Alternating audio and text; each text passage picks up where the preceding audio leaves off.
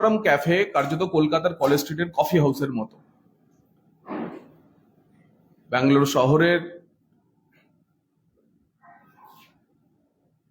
বিভিন্ন ধরনের মানুষের, আমাদের বাঙালি ভাষায় কার্যত আড্ডা মারার জায়গা। তো রামেশ্বরম কাফেতে এই ধরনের নাশকতার ঘটনার পর সমস্ত কেন্দ্রীয় এজেন্সি, কর্ণাটক পুলিশ, প্রতিবেশী রাজ্যগুলির পুলিশ, তেলেঙ্গানা, তামিলনাড়ু, অন্ধ্রপ্রদেশ, সমস্ত রাজ্যের পুলিশ তৎপর হয়ে ওঠে যে এই নাশকতার পেছনে কারা। আপনারা জানেন যে গতকাল শেষ রাতে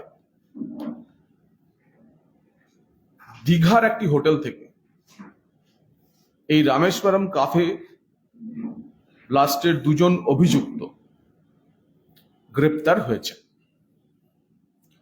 আমরা যেটুকু খবর পাচ্ছি, আল হিন্দ নামে একটি জঙ্গি সংগঠনের সঙ্গে এই দুই জঙ্গি যুক্ত ছিলেন।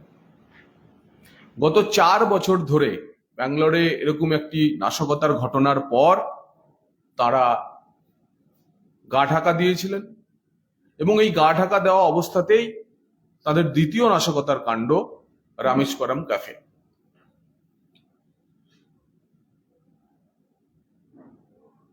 তদন্ত প্রক্রিয়ার মধ্যে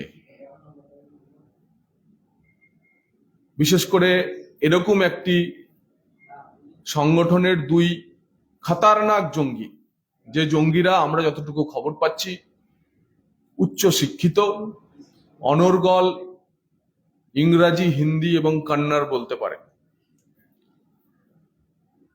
তারা প্রথমে গত মাসে কলকাতায় আসেন। আমরা যতটুকু জানছি তামিলনাড়ু থেকে কলকাতায় আসেন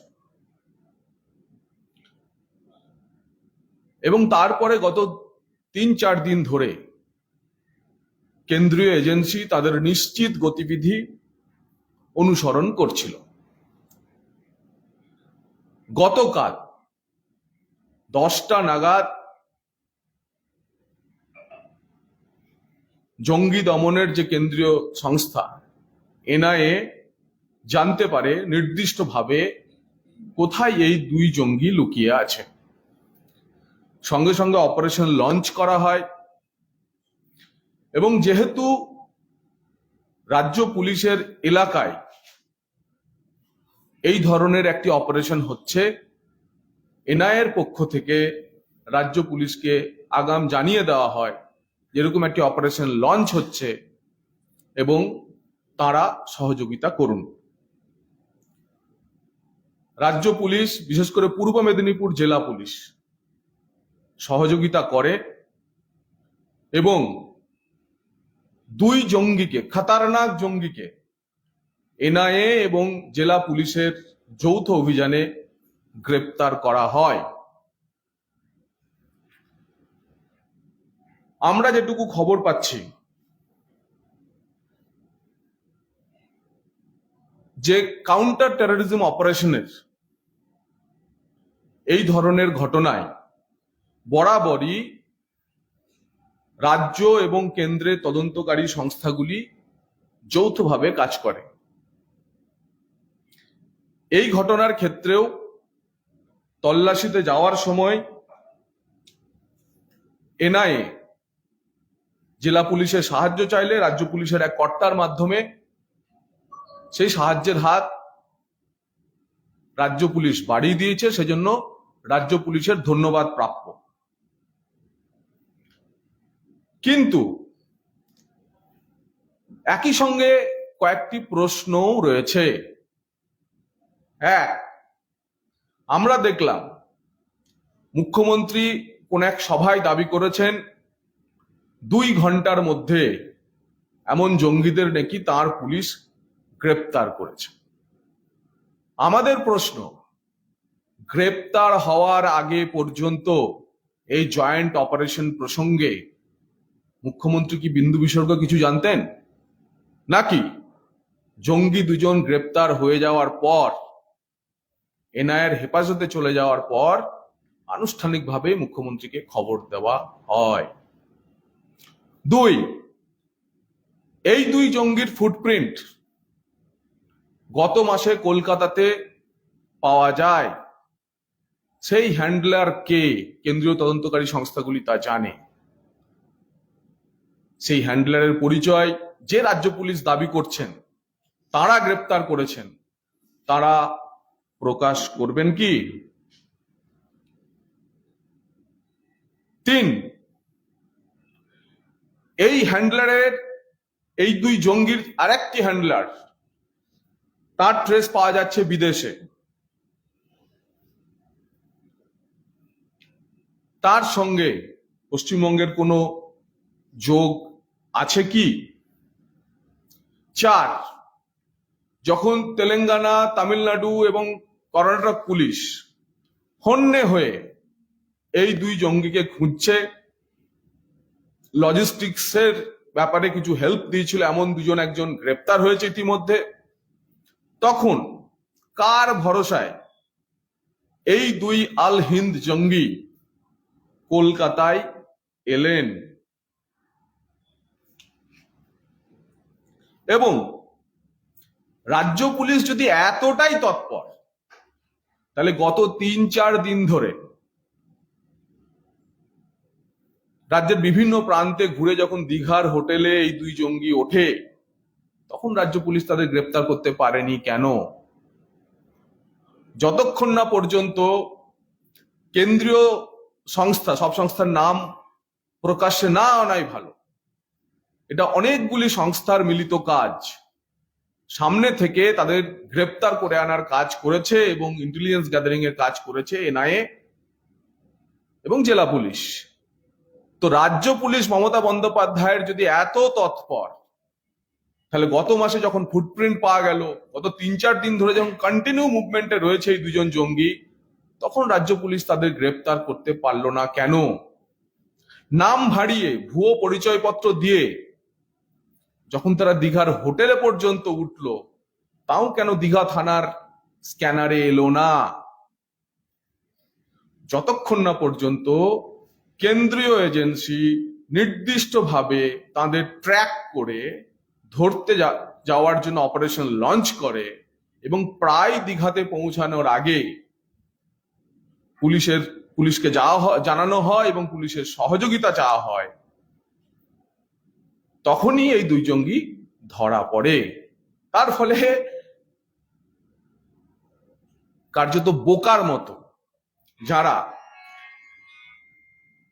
এই দুই জঙ্গিকে ধরার ক্ষেত্রে কৃতিত্ব দাবি করছেন, তাদের জন্য আমাদের আরো কয়েকটি প্রশ্ন আছে। 1, 2014 সালের 2রা অক্টোবর বর্ধমানের খাগড়াগড়ের বোমা বিস্ফোরণ হয় এবং খাগড়াগড়ের বোমা বিস্ফোরণে দুজন মারা যায়, একজন বাংলাদেশি নাগরিক এবং একজন ভারতীয়।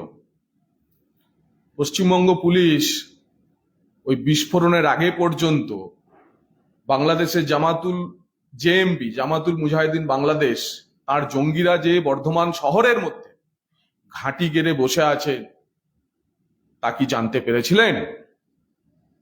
এবং তার পরিপ্রেক্ষিতে খাগড়াগড় ব্লাস্টের পর কেন্দ্রীয় তদন্তকারী সংস্থাগুলির তদন্ত শুরু হওয়ার পরে জানা যায় যে শুধুমাত্র বর্ধমান না এবং শুধু সীমান্তও না, সীমান্ত থেকে একেবারে মধ্যবঙ্গের বিভিন্ন অংশে, বীরভূম, মুর্শিদাবাদ, মালদা, বর্ধমান, এই রকম জায়গায় সীমান্ত থেকে অনেক দূরে এই জেএমবির জঙ্গিরা তারা মডিউল চালাচ্ছে।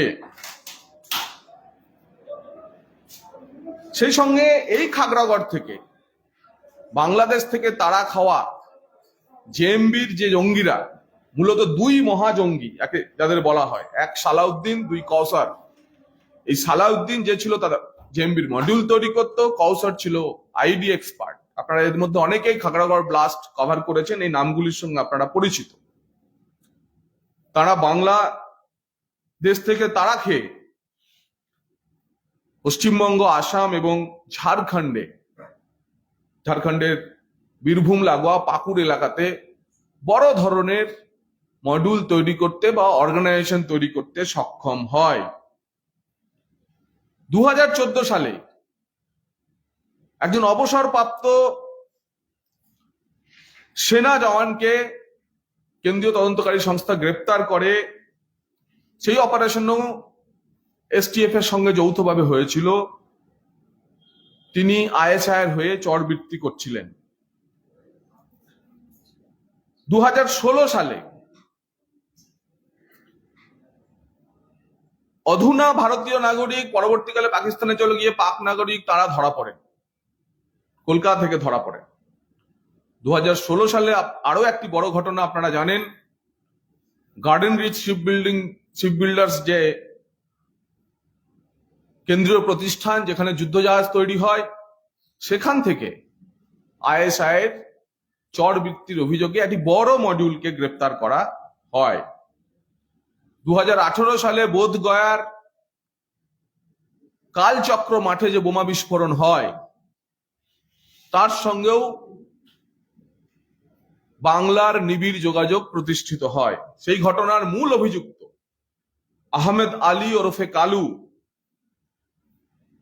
তিনি ডিসেম্বর মাসে, মানে 1 মাস আগে, রোহিঙ্গাদের উপর মায়ানমারে বুদ্ধিস্টদের অত্যাচারের বিরুদ্ধে বোধগয়ার কালচক্র মাঠে বোমা বিস্ফোরণের ষড়যন্ত্র করেছিলেন। কোথায় বসে করেছিলেন? মুর্শিদাবাদের ধুলিয়ানে বসে করেছিলেন। এবং আমি যা যা বলছি তা ওপেন ফোরামে আছে। বিভিন্ন তদন্তকারী সংস্থা, এনআইএ সহ বাকি যারা তদন্ত করেছেন, তারা চার্জশিট দিয়ে তারা তা বারে বারে দেখিয়েছেন। এবং এই ঘটনায় বড় ভাই বা কওসার বা জাহিদুল, তার যোগ পাওয়া যায়। মুস্তাফিজুর রহমান ওরফে তুহিন, তাকে বীরভূম থেকে ধরা হয়। কদর গাজী, তাকে বীরভূম থেকে ধরা হয়। হাবিবুর রহমান, তাকে বীরভূম থেকে ধরা হয়। আদিল শেখ, মুর্শিদাবাদে তার ট্রেস পাওয়া যায়। আতাউর, বরপেটায় তাকে পাওয়া যায়। আব্দুল করিম, মুর্শিদাবাদে পাওয়া যায়। দিলওয়ার হোসেন, মালদা থেকে পাওয়া যায়। অর্থাৎ এই যে জেএমবির মডিউল পশ্চিমবঙ্গের ধুলিয়ান থেকে ষড়যন্ত্র করে বুদ্ধগয়াতে বিস্ফোরণ ঘটাচ্ছে, এরকম একটি গভীর চক্রান্ত পশ্চিমবঙ্গের মাটিতে হয়। আপনারা ধনেখালির বাচ্চা ছেলে মুসার কথা জানেন, যে মাদার হাউসে বিস্ফোরণ ঘটানোর জন্য এবং লাভপুরে একটি সম্ভ্রান্ত ভারতবর্ষের প্রতিষ্ঠিত একটি পরিবারের নিকট আত্মীয়দের খুন করার জন্য এই মুসা ধরা পড়ে। ভাবুন, ধনেখালির ইঞ্জিনিয়ারিং স্টুডেন্ট, AQIS, আল কায়দার জঙ্গি হিসেবে আইসিস এর সঙ্গে তাদের যোগাযোগ ছিল। একই সঙ্গে তেলেঙ্গানা পুলিশ পশ্চিমবঙ্গকে জানায় যে বিভিন্নভাবে পশ্চিমবঙ্গের প্রায় 12 জন ইঞ্জিনিয়ার, তাদের পরিবারের লোক নিখোঁজ বলে মিসিং ডায়েরি করেছিল, তাদের আইসিস এর যোগ পাওয়া যায়। মক্কা মসজিদ বিস্ফোরণের সঙ্গে অভিযুক্ত শেখ আব্দুল মঈন ওরফে সামির পশ্চিমবঙ্গ থেকে ধরা পড়ে। জার্মান বেকারি বিস্ফোরণ, পুনের জার্মান বেকারি বিস্ফোরণের অভিযুক্ত জাহিদ হোসেন চিতপুর রেল স্টেশন থেকে ধরা পড়ে। ফলে গত 10 বছরে সারা ভারতবর্ষের যেখানেই নাশকতা, বোমা বিস্ফোরণের ঘটনা ঘটেছে, সেখানেই পশ্চিমবঙ্গের যোগ পাওয়া গেছে। অভিযুক্তরা নাশকতা ঘটনার পর, যে মক্কা মসজিদ বিস্ফোরণ হোক, পুনের জার্মান বেকারি বিস্ফোরণ হোক, বুদ্ধগয়া বিস্ফোরণ হোক, লোন উলফ মডেলে AQIS বা আইসিস এর জঙ্গি ভাবাদর্শে উদ্বুদ্ধ হয়ে নাশকতার কাজে উদ্যত হওয়া পথভ্রষ্ট যুবক হোক, সব পাওয়া যাচ্ছে একে একে পশ্চিমবঙ্গে। সেই কারণে আমরা ভারতীয় জনতা পার্টি মনে করি পশ্চিমবঙ্গ জঙ্গিদের স্বর্গরাজ্য। কারণ এখানে একটি তোষণকারী সরকার আছে, এটা তোষামুদে সরকার আছে। এই তোষণকারী সরকারের কারণে সমস্ত জঙ্গিরা ভারতবর্ষের যে কোনো প্রান্তে নাশকতা ঘটনার পর পশ্চিমবঙ্গে আশ্রয় নিতে চলে আসে। এবং অতীতেও যে যে জঙ্গিরা গ্রেপ্তার হয়েছে সব ক্ষেত্রেই কেন্দ্রীয় তদন্তকারী সংস্থা এবং রাজ্য সংস্থার যৌথ অভিযানেই গ্রেপ্তার হয়েছে। বহু ক্ষেত্রে কেন্দ্রীয় সংস্থা থেকে ইনপুট পেয়ে রাজ্য সরকারের এসটিএফ গ্রেপ্তার করেছে। ফলে গতকালের যে গ্রেপ্তার আল হিন্দের দুই জঙ্গি, তা নিয়ে এত উদ্বাহু হয়ে নৃত্য করার কিছু নেই। কারণ সারা ভারতবর্ষে এটাই প্র্যাকটিস যে কাউন্টার টেরোরিজম অপারেশনে রাজ্য, কেন্দ্র এবং সমস্ত এজেন্সি একসঙ্গে কাজ করবে। কারণ এটাই দস্তুর ভারতবর্ষের সার্বভৌমত্ব রক্ষার জন্য। আমাদের রাজ্য সরকারের কাছে কয়েকটি প্রশ্নের সঙ্গে কিছু প্রস্তাবও আছে। আমরা রাজ্য সরকারকে বলতে চাই যে অ্যান্টি টেররিস্ট অপারেশনের ক্ষেত্রে বা কাউন্টার টেররিস্ট অপারেশনের ক্ষেত্রে একটি রেডে মাত্র কোনো তথ্য সংগ্রহের ক্ষেত্রে কোনো কিছুতে আপনাদের কোনো অবদান ছিল না। শুধু রেড করতে গেছেন একটা হোটেলের সঙ্গে থানার পুলিশ ছিল, সেখানেও এনআইএ তদন্তকারী অফিসাররা ছিলেন।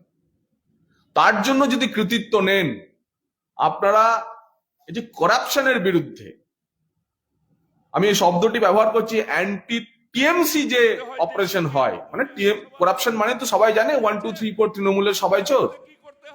তো এই চোর বৃত্তির জন্য অভিযুক্ত গত 10 বছরে প্রধানমন্ত্রী নরেন্দ্র মোদীজির কথায় 3000 কোটি টাকায় চোরদের থেকে উদ্ধার করেছে বিভিন্ন কেন্দ্র তদন্তকারী সংস্থা। তাই চুরি দুর্নীতির সঙ্গে অভিযুক্ত তৃণমূল নেতাদের বিরুদ্ধে যখন কেন্দ্রীয় বাহিনীর তদন্ত হয়, একইভাবে তাদের সহযোগিতা করুন এবং সোশ্যাল মিডিয়াতে বুক ফুলিয়ে কৃতিত্ব দাবি করুন। আমাদের আপাতত আজকে এটুকুই বলার। সেটা হচ্ছে জলপাইগুড়িতে যে ঝড় হয়েছিল তার পরবর্তীকালে মমতা বন্দ্যোপাধ্যায় বা তৃণমূল কংগ্রেসের পক্ষ থেকে বা সরকারের পক্ষ থেকে কমিশনের কাছে বলা হয়েছিল যে আমরা ঘর তৈরি করে দিতে তার অনুমতি, কিন্তু শেষ পর্যন্ত কমিশন সেই অনুমতি দেয়নি।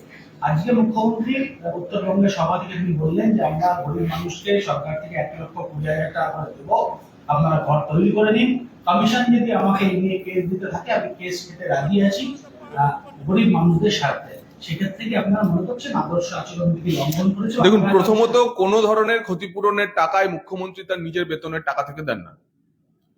এটা নিয়ে একটি নির্দিষ্ট নিয়ম কানুন আছে। কেন্দ্র বিপর্যয় মোকাবিলা তহবিল এবং রাজ্য বিপর্যয় মোকাবিলা তহবিল, এই দুয়ের ভাগাভাগির ফলেতে এই ধরনের ক্ষতিপূরণ প্রাকৃতিক বিপর্যয়ে দেওয়া হয়। প্রত্যেক রাজ্যকে তার জনসংখ্যা এবং বিপর্যয়ের মাত্রা এটা ভেবে রাজ্য বিপর্যয় তহবিল তৈরি করা হয়, রাজ্য বিপর্যয় মোকাবিলা তহবিল। এবং এই রাজ্য বিপর্যয় মোকাবিলা তহবিলের সম্পূর্ণ অর্থ কেন্দ্রীয় সরকার রিম্বার্স করে। রাজ্য বিপর্যয় মোকাবিলা তহবিলের অর্থ শেষ হয়ে গেলে তখন রাজ্য সরকারগুলিকে অটোমেটেড অটো পাইলট মোডে চলে, জাতীয় বিপর্যয় মোকাবিলা তহবিল থেকে টাকা আসে। আমাদের প্রধানমন্ত্রীও চাইলে প্রধানমন্ত্রী রিলিফ ফান্ড থেকে তাদের ক্ষতিপূরণ ঘোষণা করতে পারতেন, কিন্তু যেহেতু নির্বাচনী আচরণবিধি চালু হয়েছে, রাজনৈতিক ব্যক্তিত্ব হিসেবে তা করা যায় না। মুখ্যমন্ত্রীর এই ঘোষণা নিশ্চিতভাবে আদর্শ আচরণবিধি ভঙ্গ করছে এবং আমরা কমিশনে অভিযোগ জানাবো। জগন্নাথের দাড়িভিটের যে মামলা হয়েছিল তাতে আদালতের তরফ থেকে আজকে ক্ষুব্ধ হয়েছেন, তারা ক্ষোভ প্রকাশ করা বলেছেন যে আদালতের নির্দেশের পরেও কেন মুখ্য সচিব, স্বরাষ্ট্র সচিব, এডিজি সিআইডি তারা সশরীরে হাজিরা দিলেন না। মুখ্য সচিব 31শে মে পর্যন্ত দিন গুনছেন। তিনি ভাবছেন এরকম আদালতে আরো একটা দুটি ডেট পড়লে তিনি অবসর নিয়ে চলে যাবেন। সেই কারণেই তিনি আসলে পরবর্তী যিনি মুখ্য সচিব হবেন তার ঘাড়ে দায় ঠেলে দিয়ে নিজে বেঁচে যেতে চাইছেন।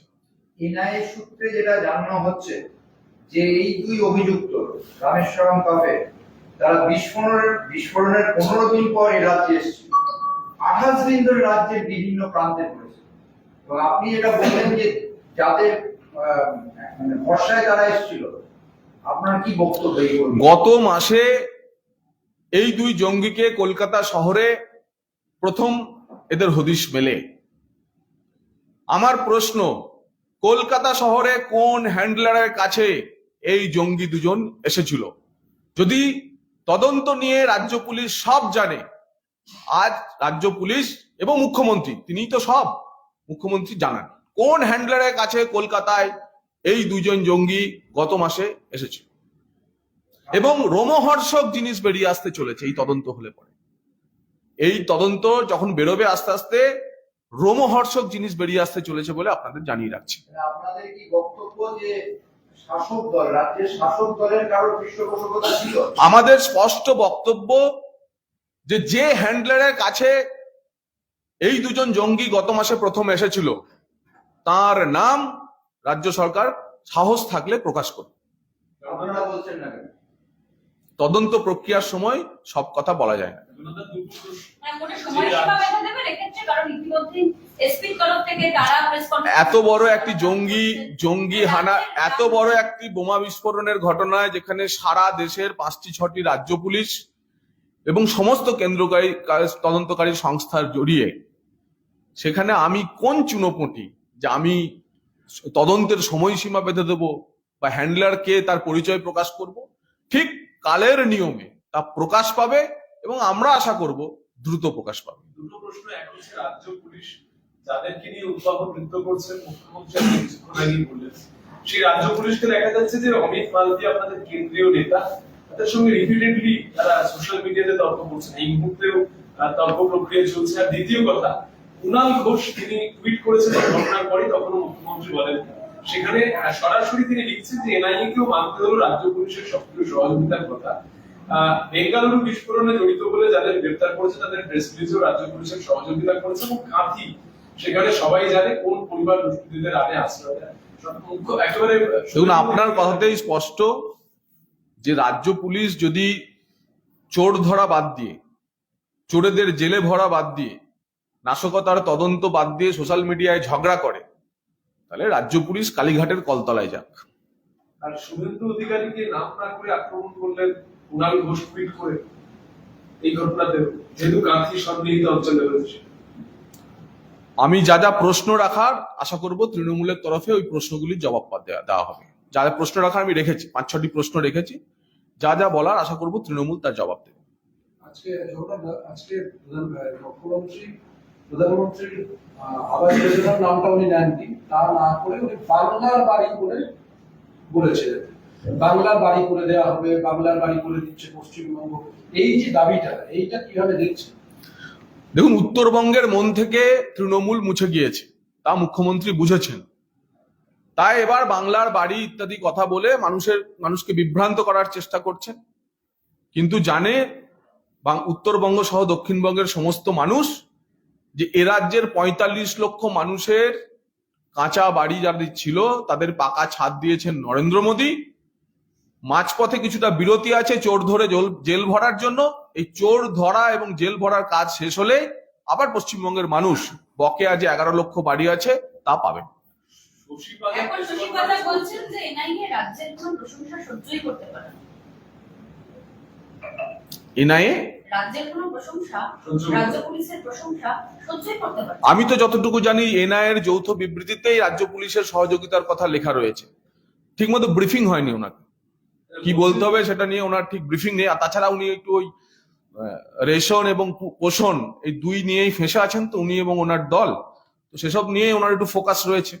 তো সেই কারণেই একটু দুর্নীতি এবং সেই সঙ্গে নাশকতার তদন্তে নিয়ে বলার আগে একটু ভালো করে ব্রিফিং নিয়ে নিন এবং যৌথ বিবৃতি যা এনআইএ দিয়েছে সেটা ভালো করে পড়ে নিন।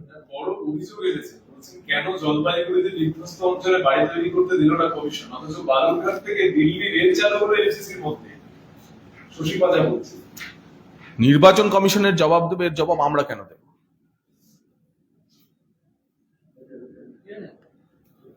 ঠিক আছে,